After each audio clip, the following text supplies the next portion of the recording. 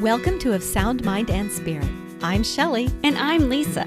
We're sisters walking together on a journey of faith. We're not perfect. And we definitely don't have all the answers. We're inviting you to walk with us as we explore ways we can better know and grow in our faith together.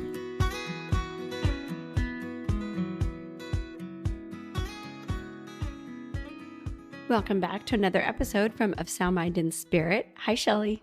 Hey, Lisa. All right, we're doing something we've never done before. That's right. This is part 2. I know we've never done a 2-parter, and honestly, it's funny how it worked out because we didn't plan it. No, we didn't. We just talked too long. Shocker. So we thought it best to break it up. And so this is the second part. I don't even know what we're going to call it yet, but we'll just call it for now, Parenting Young Athletes. And whatever it turns out to be, you'll know which one we're talking about. It's the second part to the one you listened to 2 weeks ago. Episode 42. I know. It's kind of... So, oh, that's anyway. Appropriate because, Dad's family, they were all cutthroat 42 players. The dominoes game. Dominoes. I was going to ask if that was dominoes. Yes. Yeah. They are very, very intense competitors. And like we said in episode 42, part 1, that our kids definitely got the competitive nature from our side of the family. I believe that's true. Our dad's side of the family. Yes. Mm-hmm. Yeah, I can hear Mom now. Mom's like, it's not from me. I'm not competitive. Sure, Mom. We all believe that. I've seen you play 5 crowns. I think that's Dad rubbing off on her because anybody who has seen our father's side of the family play 42 knows exactly how competitive they can be.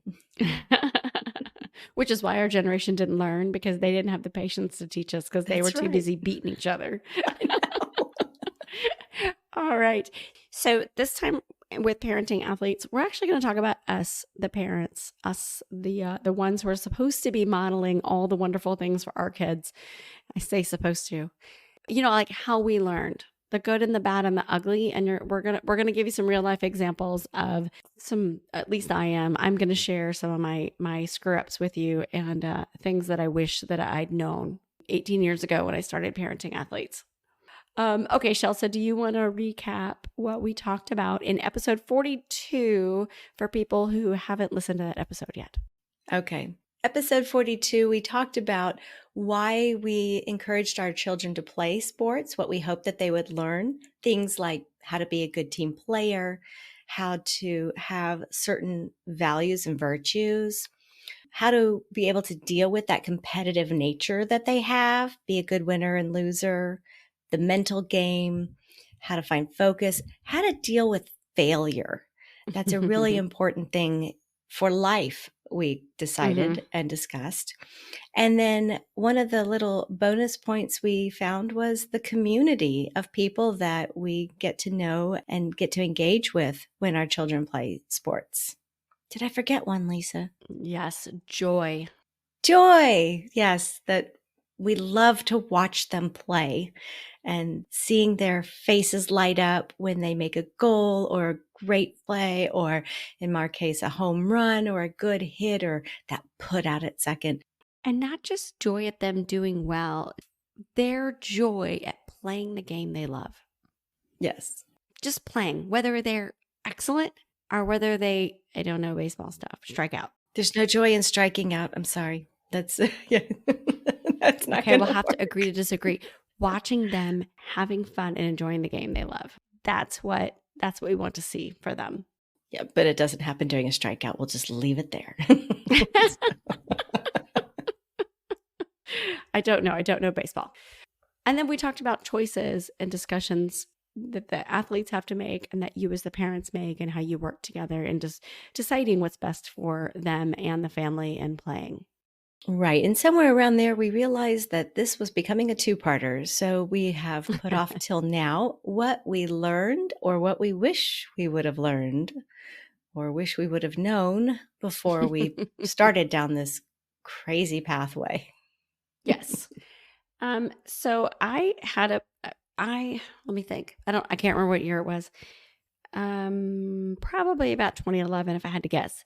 I had a friend who has older athletes than mine, and she recommended a book. And it was a book that their coach had told all the parents on their team to read. And I read it, and I will link in the show notes what I wrote about what I learned about that book. The book was called Changing the Game, The Parent's Guide to Raising Happy, High-Performing Athletes and Giving Youth Sports Back to Our Kids. And it's by John O'Sullivan. And one of my favorite quotes from that book is, he says, one of the most valuable lessons your child will learn from sports is how to take risks, how to fail gracefully, and ultimately how to succeed by overcoming failure. And I think that really sums up a lot of what we talked about in the 2 episodes ago, part 1, because really youth sports is a safe place for them to experience failure. And we all know from life experience that that is something, losing and failing and disappointment and the unfairness of life, like we're all going to have those experiences. Yes, because it's so important to learn how to take risks and not be afraid of failure because you know it's a possibility. And then to know how to deal with failure when it does happen. Mm-hmm. And better to learn that when they're in youth sports and at a younger age so that it's not quite a shock to them when it happens as adults. Okay, Lisa, well, tell us a few things that you learned from this book and or that made you realize what you've been learning as a sports parent. One of the huge takeaways, first off, was that it's their sport, that it's not about me at all. And my role is cheerleader. That is my role. My role is the cheerleader. I am not their coach. I am not their referee. I have no reason to be fighting other parents on the sidelines. And I'm not saying that ever happened more than a few times, more than multiple times. Yes, it happened. It has happened. Not physical fight, like yelling fight. I am a hot-tempered person. So, yes, I used to get in screaming matches with parents. And that is one of the things that I have had to work on and learn is it's not about me, it's about them. And anything that I do to detract from them playing on the field and how they're experiencing the game is, I shouldn't be doing it, period. That's a hard one to learn. It is. And I'll give you the tip that what I started doing to help me with it. You ready? I take photos. Oh, you know how I deal with it? I keep a scorebook. Oh, see, that wouldn't work for me. So I take photos because then I focus on them, their movement, their playing, their faces, their joy, all of that. And I don't focus on winning, losing, score, any of that. I'm there to appreciate my child and their teammates playing the game they love, period. And the camera lens allows me to get close and personal, but it is impersonal. So I'm not invested emotionally in the game. And that's how I do it. I had to take my emotion out of it. And see, I do it more with the scorebook and the same exact way, though. I take the emotion out of it. It comes down to marking pitches, balls or strikes or fouls, and then documenting what's happened on the field without getting too emotionally or mentally attached to the child that's out there doing it. Mm-hmm. So then when it's my own child, then I'm holding my breath and going, please just let him hit the ball. Please just let him hit the ball. Please just nope. Nope.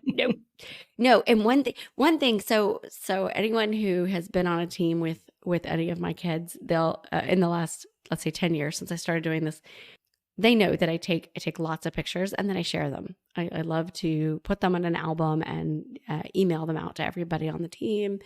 And so that is kind of my gift to the parents, the kids, and the kids are so cute.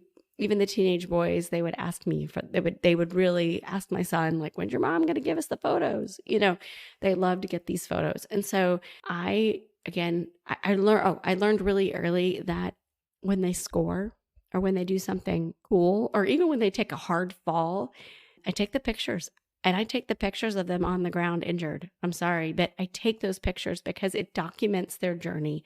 And I've had so many parents and kids thank me for the high fives after a goal, or, the other teammates coming up and checking on them when they're on the ground, all those kinds of moments, capture the moment within the game. So that is one of the big things that I took away from this book was I've got to get emotionally out of it and be their cheerleader and find something to distract myself. All right, Shelly, do you want to give us one that you've learned or wish you'd learned earlier? The one I wish I'd learned earlier is that instead of getting anxious about the game, I have to repeat to myself, I love to watch you play. Win or lose, they come off that field, and I'm always saying how much fun I had watching them play. Mm-hmm. That was a really fun game. Oh my gosh, your energy was just amazing. I love to watch you play. And I'll say that because too soon those games are going to be over. I would give so much to be able to go back and watch my daughter play at the peak of her ability and skill. Just one more game, because I didn't realize that her last game that I saw in person was going to be her last game, because she went out on an injury and her season was over, and she did not come back after the last injury. It's one thing to say we know it's going to happen, and it's something completely different when it does. And COVID at least taught us to appreciate each game. But up until that senior year, I don't know that I was really appreciating every game. I enjoyed it. I had fun. It was a big social thing for all of us. But when COVID happened, it all stopped. So when we did get to come back and start playing again in the summer of 2020, in select, not in high school, we were, every one of us, completely hyper aware that this game could be the last game. Mm-hmm. This next game could be the last game.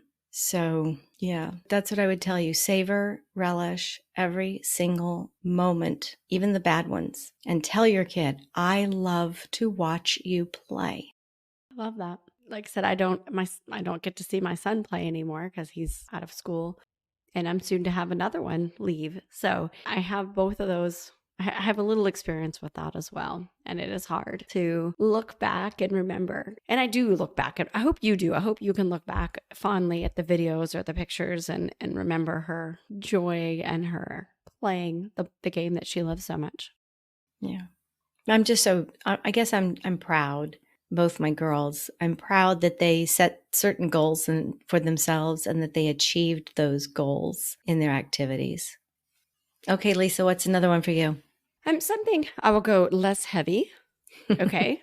Something that I wish I'd learned earlier was nutrition.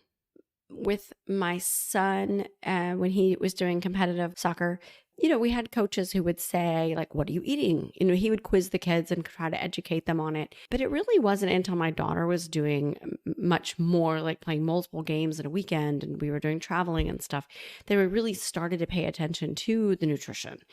I wish I'd really learned more about that, when to have protein, when to have carbs, when they needed, what to give for snacks, what to eat, in what time period. I'll never forget the time I let her have a snow cone after a game on a tournament weekend, and she was sick to her stomach for the rest of the day, and she had to play another game that day because I didn't think about it. She played great. You want a snow cone? Yay. And then in that heat, it did not sit well on her stomach. So the nutrition, and then I would say recovery rest, those are something that I think a lot of the coaches and the teams we've been on wrongly assumed the kids learned or knew for some reason. And I don't know that I prioritized it well enough early on. So in nutrition, like I would say even practice, coming from school to practice after school or a late night practice. Now with my son, I always knew because he was starving all the time. So I just fed him constantly. That's how boys are. You just feed them all the time.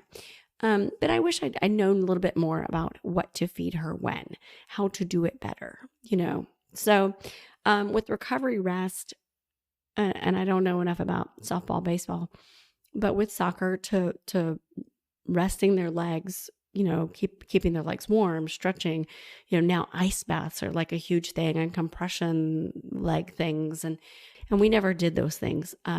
but learning about how many days off, making sure she's not practicing constantly, having days of rest, having months of rest, especially the summers off. Because a lot of the times when she was younger, we would do indoor soccer. When we didn't have soccer season, we would do pickup with indoor teams.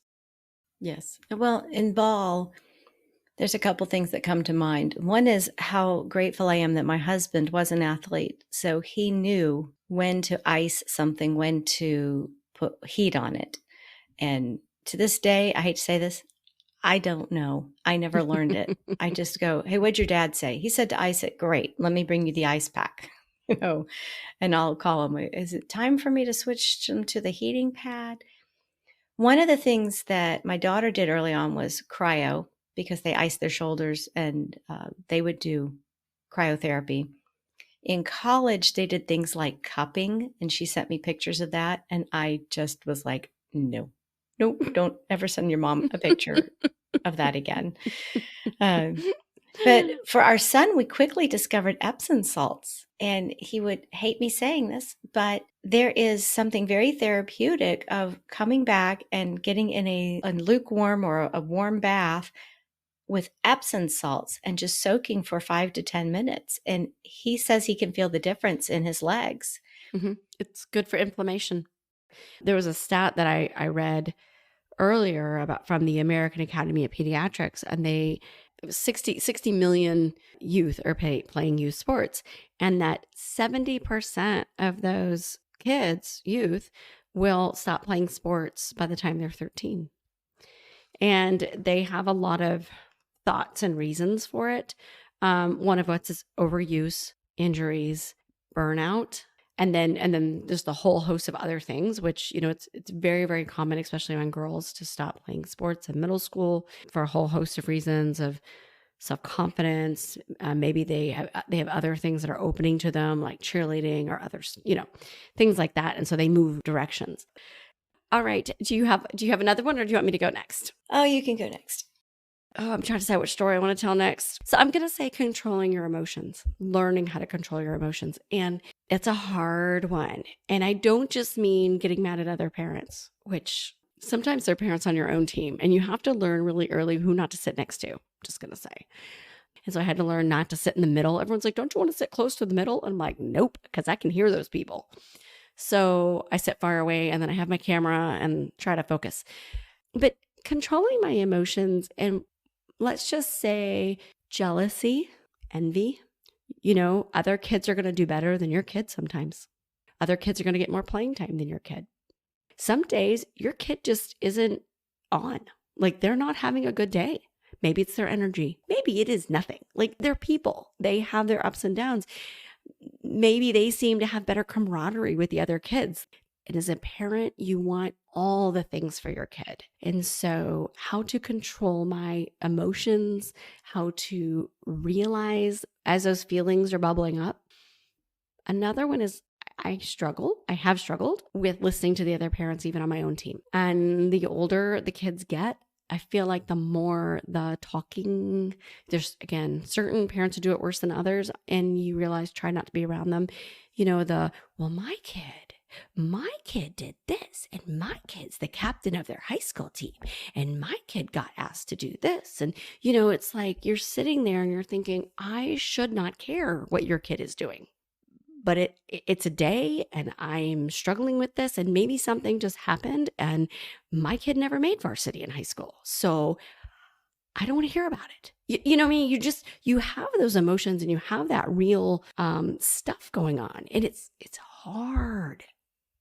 And it's hard not to then talk about it with your kid, with your husband, with your other, you just, deep breath.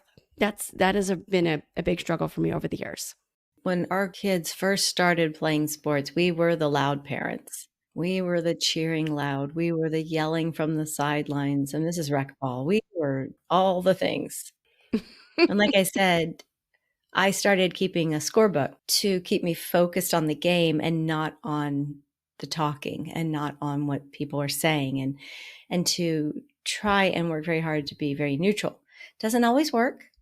This past weekend at a tournament, listening to other teams' parents, I put my earbuds in and I just played some soothing music, and just kept my little book and, yes, and I cheered when it was appropriate for our team. And that's hard sometimes for me as mom. I don't always know what to say. Dad always knows what to say. I don't always know what to say. And they'll tell me if I say the wrong thing. That's a big joke in our family because we do tend to make fun of soccer parents. That's the joke, is like soccer parents are always like, shoot, just shoot the ball. And sometimes the kids are like, dude, I'm not supposed to shoot the ball from here. Stop it. Like, stop telling me what to do. You paid these coaches a lot of money. Let your kid listen to the coach. Yeah, my favorite is when they yell, just throw strikes. And you're like, yeah, because that's sort of the object, is to throw the strike, right? I know. They're doing this on purpose. They're definitely throwing a wild pitch on purpose. Yeah. Yeah. So that is my attitude. Like, I am not yelling anything except for maybe like, yay, or, like, it's just, there's no comments from me. My favorite is always kick it hard. Why? You don't always need to kick it hard. That's not a thing. Like, sometimes you don't. I just, shh, quit talking. Yeah.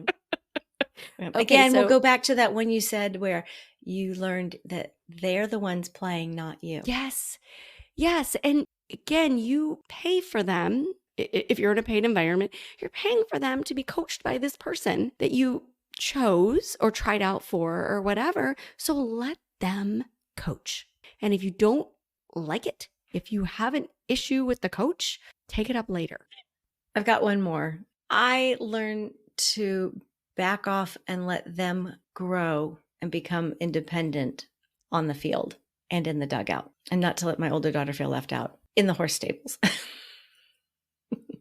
But to watch them grow and develop and mature in their interactions with other people, in their developing their own mental game, I have to step back. I have to not be smother mommy, just all the time. So I was mentally thinking, I do still ask him before we leave the garage, are your cleats in the car? Oh, no. Please tell me your cleats. I still do it. She's what, 17 years old, and we get in the car and I go, 2 shoes, 2 socks, 2 shin guards. Wait, 2, how does it go? They're all S's. 2 shoes, 2 socks, 2 shin guards.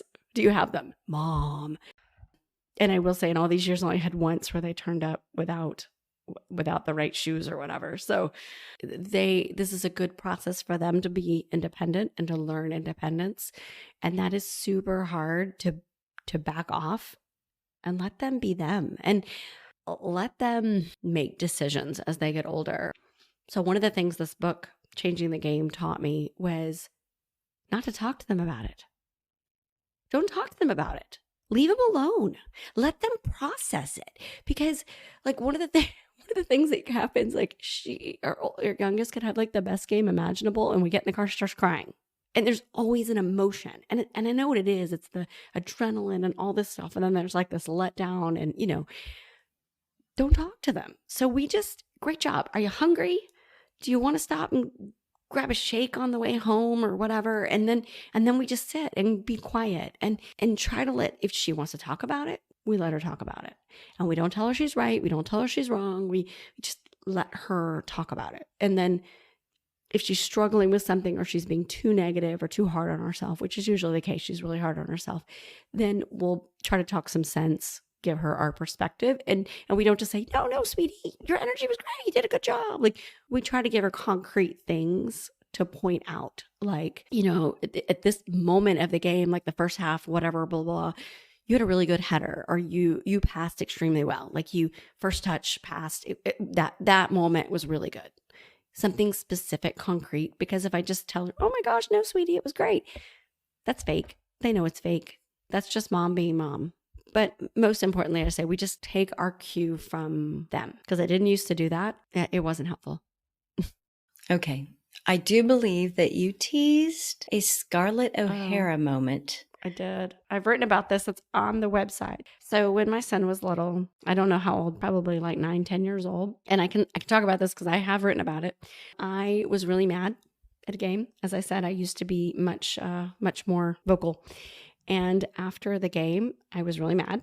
And I stormed up to the coach immediately at the end of the game and told him what I thought in front of all the other parents and kids and everybody. I was mama bearing for my son. I was full on mama bear because something happened. I'm going to guess y'all didn't have that rule where you're not allowed to talk to the coach after a game for the first 24 to 48 hours. I have no idea. That was never communicated to me if it was. And this wasn't a full on coach. We were still in parent coaching the games. And so anyway, I said some things. I mean, I didn't curse him out, or I don't do that, but I was definitely used my lawyer voice, very forceful.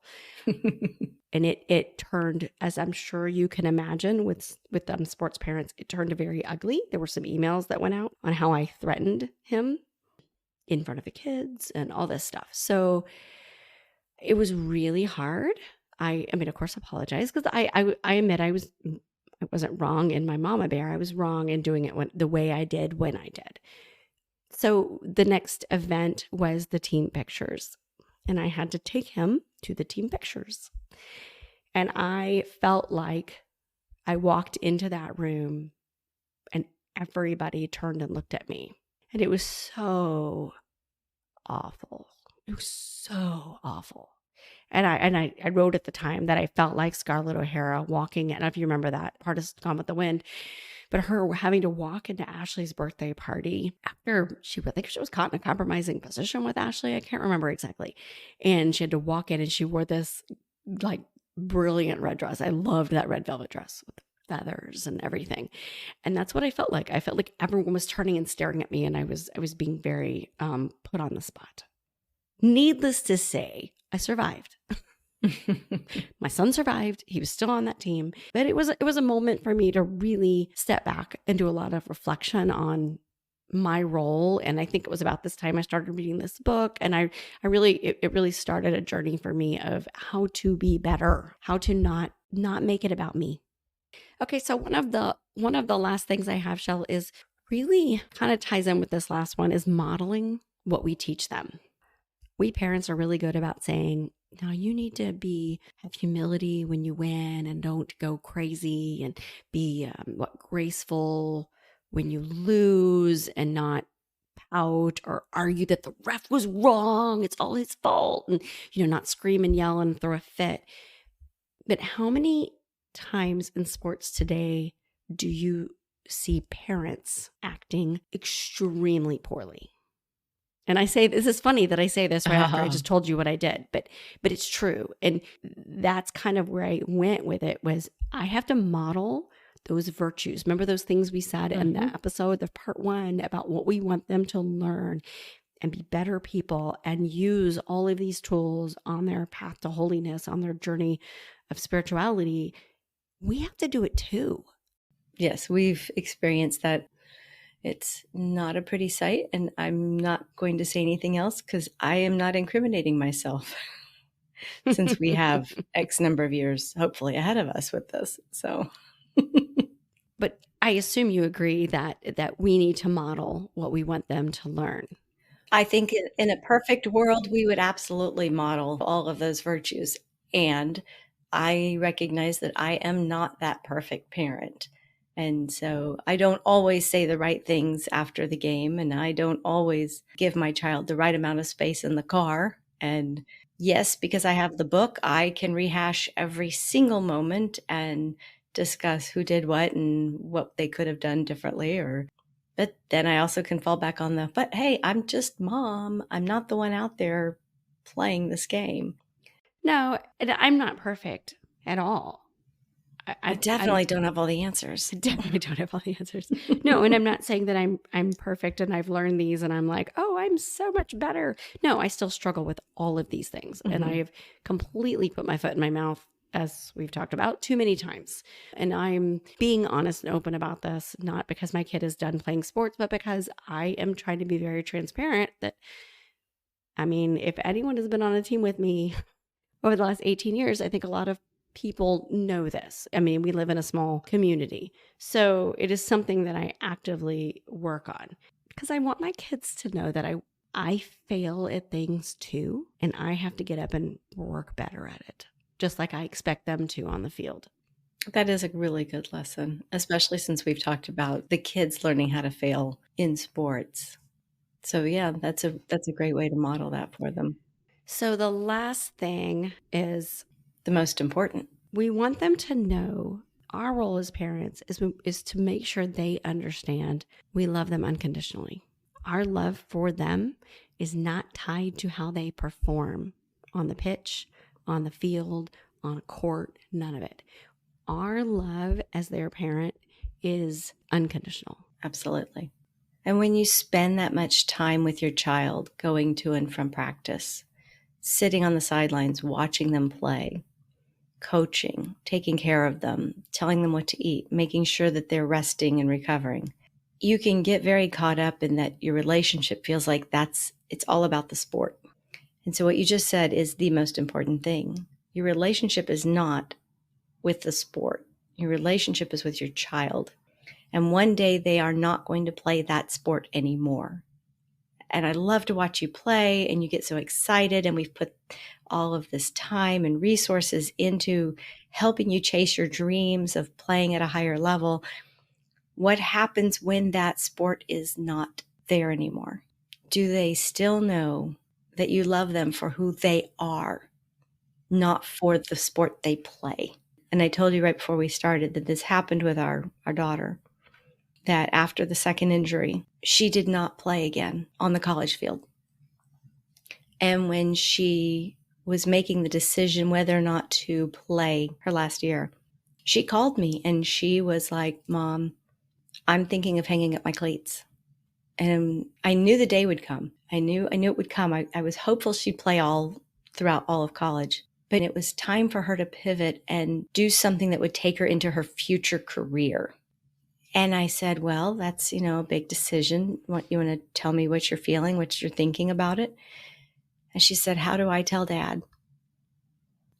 And so we did. We had that conversation with her. I had that conversation with her. She goes, how is he going to respond? I said, well, honey, he's going to be sad. He's going to need time to process it too, because I know he's hoping you'll play out your last year, but I understand.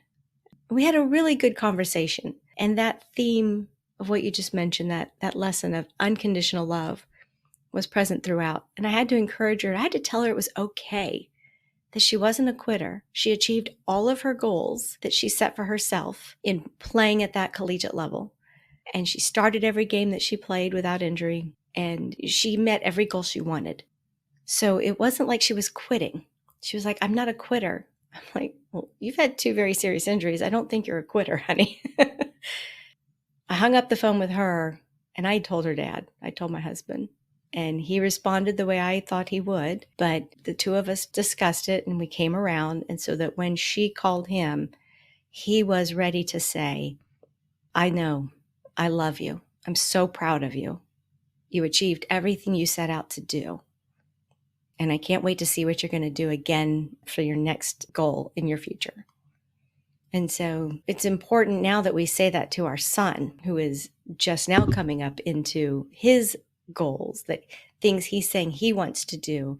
And will we support him the same way we supported his sister? And we're saying yes. And it's so important that he knows, and I think he does, our love for him is not determined by whether he had a good game or a bad game.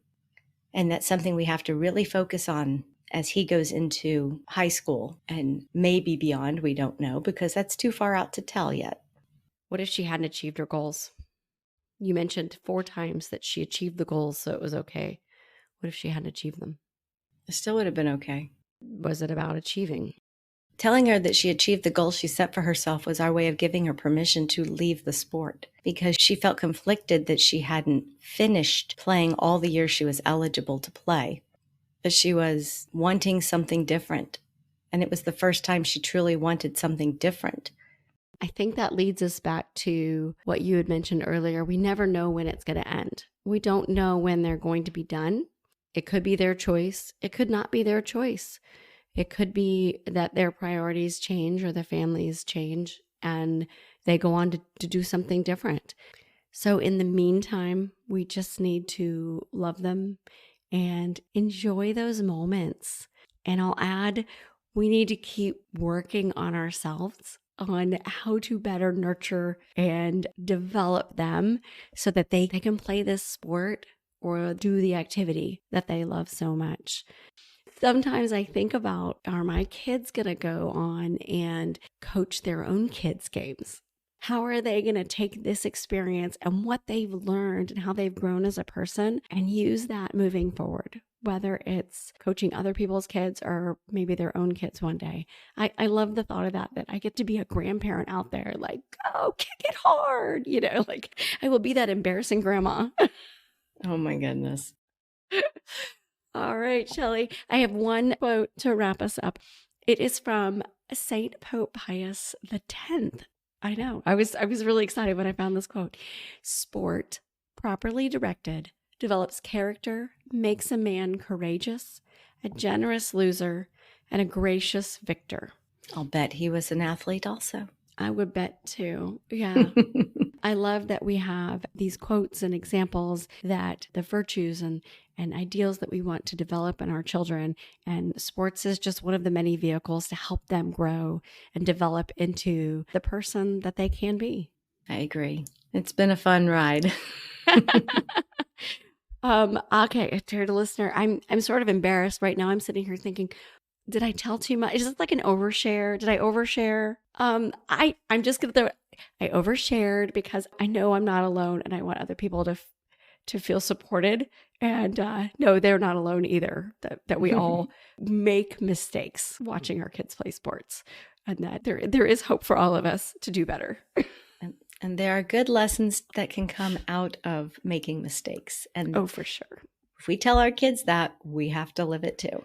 We have to believe it. That is true. All right, Shelly. So the question for our dear listeners that we invite them to share with us: what helps you parent your athletes? We would love to hear from you, your advice, your wisdom. And if you have a good story, I'm open. Oh yeah. Tell Lisa she's not alone. Leave us your life lesson learned on the field. Oh, I just thought of a twist. Maybe if you played sports as a youth, you have some tips of how we as parents can do better, what your parents did amazing. That would be lovely. That is a great idea. As always, thank you, dear listeners, for listening today. We hope to see you again next Thursday. We are looking forward to reading some of the recent reviews that we've gotten on Apple Podcasts. And we'll do that next week because we've gone a bit long the last couple episodes. So we'll save that for next time. But it's not too late. We would love for you to leave us a review. It helps other people find our podcast, and we greatly appreciate it. All right, Lisa. I think it's time for us to hit the showers. I can't think of a sports metaphor to come back. Sorry. You're out of here. I don't know. Can I hold up a yellow card or a red card? Is that a personal foul? Yes, it's a foul. Yellow card, red card is egregious. Yes. All right. We'll see you next week, guys. Thanks so much. All right. Bye, y'all.